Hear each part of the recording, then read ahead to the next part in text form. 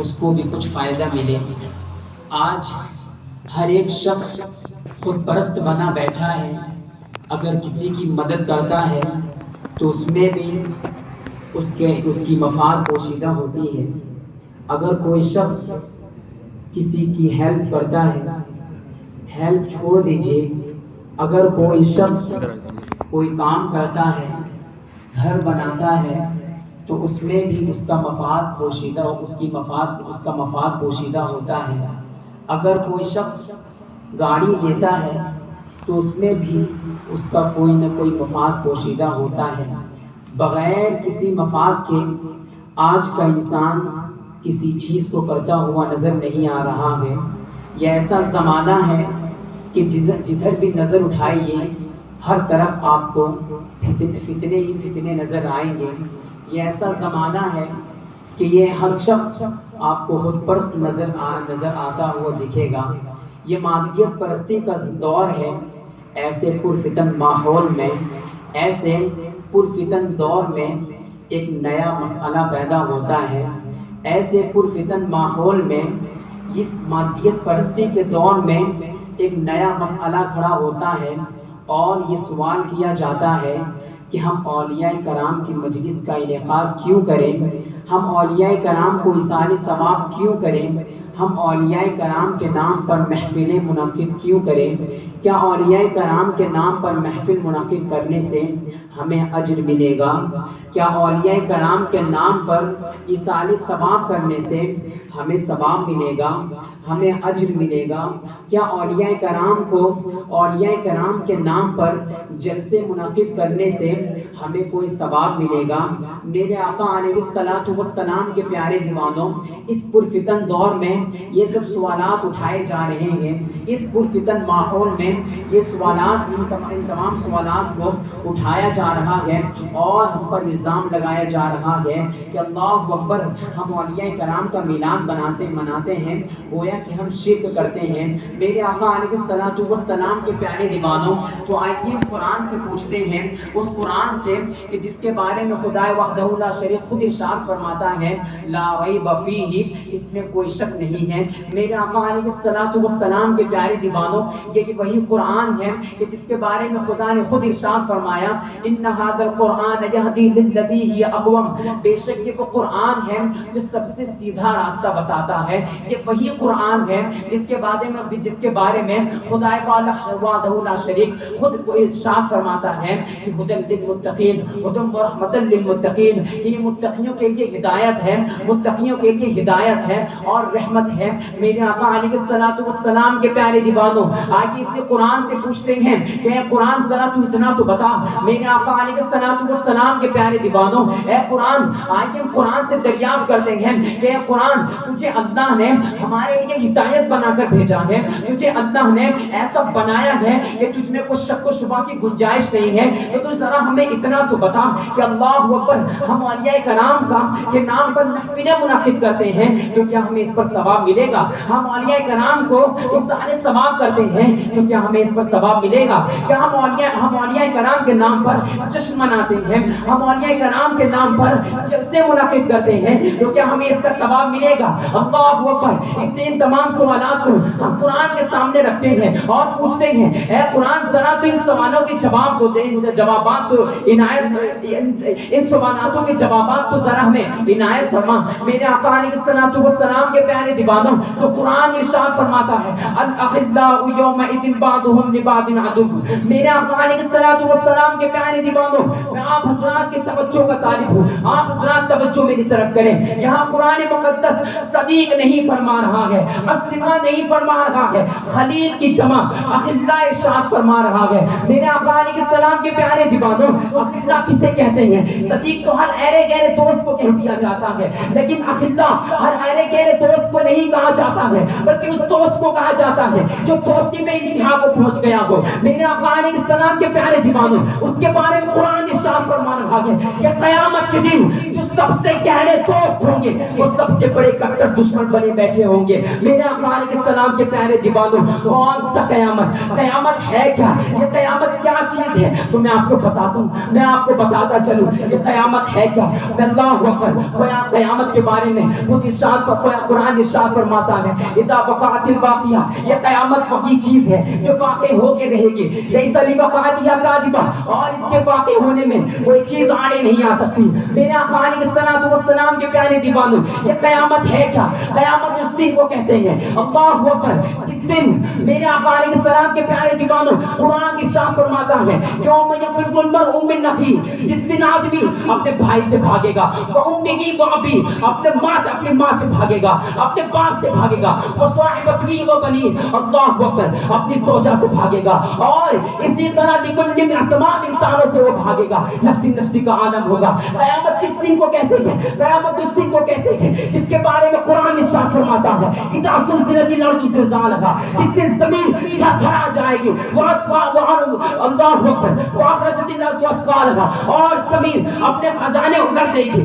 بان ربک اوحالها، کیوں؟ کیونکہ اللہ نے، تمہارے خدا نے اس کی طرف وحی کی ہوگی۔ میرے آقا علیہ السلام کے پیارے دیوانوں، یہ قیامت ہے کیا؟ تو خود قرآن ارشاد فرماتا ہے قیامت اس دن کو کہتے ہیں اليوم نختم علی افواہہم وتکلمنا ایدیہم، قیامت اس دن کو کہتے ہیں جس دن تمہاری زبانوں پر تالا لگا دیا جائے گا، تمہاری ہاتھیں تمہارے خلاف گواہی دیتی ہوئی نظر آئیں گی۔ اللہ اکبر، قیامت اس دن کو کہتے ہیں جس دن تمہاری زبان تمہارے خلاف گواہی دے گی، تمہارا پورا شریر تمہارے خلاف گواہی دیتا ہوا نظر آئے گا۔ قیامت اس دن کو کہتے ہیں میرے آقا علیہ السلام کے پیارے دیوانوں، جس دن ہر انسان اللہ اکبر اپنے گناہوں کے برابر پسینے میں ڈوبا ہوا نظر آئے گا۔ میرے آقا علیہ السلام کے پیارے دیوانوں، قیامت اس دن کو کہتے ہیں اللہ اکبر، اسی قیامت کے بارے میں قرآن ارشاد فرما رہا ہے میرے آقا علیہ السلام کے پیارے دیوانوں کہ اس دن دوست، گہرے دوست بھی اپنے گہرے دوست بھی ایک دوسرے کے کٹر دشمن بنتے ہوئے نظر آئیں گے، کوئی کسی کا پرسان ہاتھ نہ ہوگا۔ میرے آقا علیہ السلام کے پیارے دیوانوں، تو سوال یہ پیدا ہوتا ہے کہ یا ربی اس دن کام کون آئے گا؟ اللہ اکبر، سوال یہ پیدا ہوتا ہے کہ اس دن کام آنے والا کون ہے؟ تو اللہ اکبر قرآن خود ارشاد فرماتا ہے الا المتقین، مگر متقین، الا المتقین، سوائے متقین کی۔ تو آج یہ قرآن اس سے پوچھ رہے ہیں کہ یہ متقین کون ہیں؟ تو قرآن خود ارشاد فرماتا ہے اس کو تفسیر بالقرآن، تفسیر القرآن بالقرآن، تفسیر القرآن بالقرآن کہتے ہیں، یعنی قرآن کی تفسیر قرآن سے، اور یہ تفسیر کی سب سے اعلیٰ منزلت پر، سب سے اعلیٰ منزلت کا ہے۔ میرے آقا علیہ السلام کے پیارے دیوانوں، جس دن گہرے دوست بھی اپنے کٹر دشمن بنے بیٹھے ہوں گے، اس دن کے بارے میں قرآن ارشاد فرما رہا ہے صرف متقین کام آئیں گے۔ تو سوال یہ پیدا ہوتا ہے کہ یہ متقین ہیں کون؟ تو قرآن ارشاد فرماتا ہے ان اولیاء الا المتقون، یعنی اولیاء کی متقین ہیں، یعنی جو لوگ اعتراض کرتے ہیں کہ اولیاء کرام کے نام پر اظہار ثواب کرنے سے کیا فائدہ ہے، اولیاء کرام کے نام پر جلسے منعقد کرنے سے کیا فائدہ ہے، تو میں ان کو کہنا چاہوں گا ان سے کچھ فائدہ نہیں ہے۔ اللہ اکبر، تو قرآن کیوں ارشاد فرما رہا ہے کہ قیامت کے دن گہرے دوست بھی کٹر دشمن بن جائیں گے، لیکن سوائے اولیاء کے، اولیاء کی اس دن کام آنے والے ہیں۔ تو یہ تو اولیاء کی شان ہے، لیکن وہ ولی جو ولیوں کا سردار ہے، لیکن وہ ولی اللہ اکبر جو شہر جیلان میں پیدا ہوتا ہے، اللہ اکبر جو قطب الاقطاب ہے، اس کی شان کا عالم کیا ہوگا؟ جب میرے امام نے ان کی یہ شان دیکھی، اپنے قلم کو چوم دیا اور ارشاد فرمایا واہ کیا مرتبہ ہے غوث بالا تیرا، واہ کیا مرتبہ ہے غوث بالا تیرا، اونچے اونچے ہو کے سنے اسے قدمانہ تیرا، اور قسمیں دیکھتے کہ کھلاتا آگے پلاتا آگے تجھے، قسمیں دیکھتے کہ کھلاتا آگے پلاتا آگے تجھے، پیارا انداز تیرا چاہنے والا تیرا۔ میرے آقا علیہ السلام کے پیارے دیوانوں، یہ اولیاء اکرام کے نام پر جلسے منعقد کرنے کے فوائد ہیں، یہ اولیاء اکرام کے نام پر محفلوں کا انعقاد کرنا، یہ اس کے فوائد ہیں۔ میرے آقا علیہ السلام کے پیارے دیوانوں، آپ حضرات جانتے ہیں کہ آج کس ہستی کی شان کو سننے کے لیے ہم اور آپ یہاں پر جمع ہوئے ہیں؟ وہ ہستی کوئی اور نہیں بلکہ شہر جیلان میں پیدا ہونے والا، جن کا نام اسم گرامی شیخ عبد القادر جیلانی ہے۔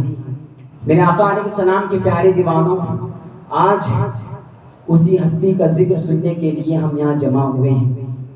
شیخ عبد القادر جیلانی رحمۃ اللہ تعالی علیہ 470 ہجری اور 1077 یا 78 عیسوی میں شہر جیلان میں، جو کہ ایران میں ہے، وہاں پیدا ہوتے ہیں۔ پیدائش کے بعد جب چند سال گزرتے ہیں، آپ کی عمر جب 4-5 سال کی ہوتی ہے تو آپ کے ذہن میں یہ خیال پیدا ہوتا ہے کہ کیوں نہ اعلیٰ تعلیم حاصل کی جائے، کیوں نہ شہر بغداد جا کر اعلیٰ تعلیم کا حصول کیا جائے۔ گویا کہ ایسا لگتا ہے کہ ان کے ذہن میں یہ بات پوشیدہ تھی، ان کے ذہن میں یہ بات پہلے سے موجود تھی کہ میرے آقا نے خود ارشاد فرما دیا ہے، خیرکم من تعلم القرآن وعلمہ، یعنی تم میں سب سے بہتر شخص وہ ہے جو قرآن کی تعلیم حاصل کرے اور دوسروں کو اس کی تعلیم دے۔ گویا کہ ان کے ذہن میں یہ بات بھی پنہا تھی کہ میرے آقا نے پہلے ہی ارشاد فرما دیا تھا، کلکم راع وکلکم مسئول عن رعیتہ، کہ تم میں سے ہر کوئی ذمہ دار ہے اور ہر ایک شخص سے اس کی ذمہ داری کے بارے میں قیامت میں سوال کیا جائے گا۔ ان کے ذہن میں گویا یہ بات بھی پنہا تھی کہ ذمہ داری کو، ایک ذمہ دار بننے کے لیے جو چیز سب سے پہلی ضرورت، جس چیز کی سب سے پہلے ضرورت ہوتی ہے وہ چیز ہے علم۔ اور ان کے ذہن میں گویا یہ بات بھی پوشیدہ تھی کہ میرے آقا نے یہ ارشاد فرما دیا کہ طلب العلم فریضۃ علی کل مسلم و مسلمہ، کہ تمام مسلم و مسلم مرد و عورت پر طلب علم کرنا، علم کا حصول کرنا یہ فرض ہے۔ ان تمام چیزوں کو مد نظر رکھتے ہوئے وہ اپنی والدہ ماجدہ سے اجازت طلب کرتے ہیں اور حصول طلب علم کے لیے وہ نکل پڑتے ہیں۔ میرے آقا علیہ السلام کے پیارے دیوانوں، آپ قبل اس کے کہ آپ طلب علم کے لیے نکلتے، آپ کی والدہ 200 دینار آپ کی کمر بند میں باندھ دیتی ہیں۔ ان تمام 200 دینار کو لے کر آپ ایک قافلے کے ساتھ ہو جاتے ہیں اور اس کے ساتھ چل پڑتے ہیں۔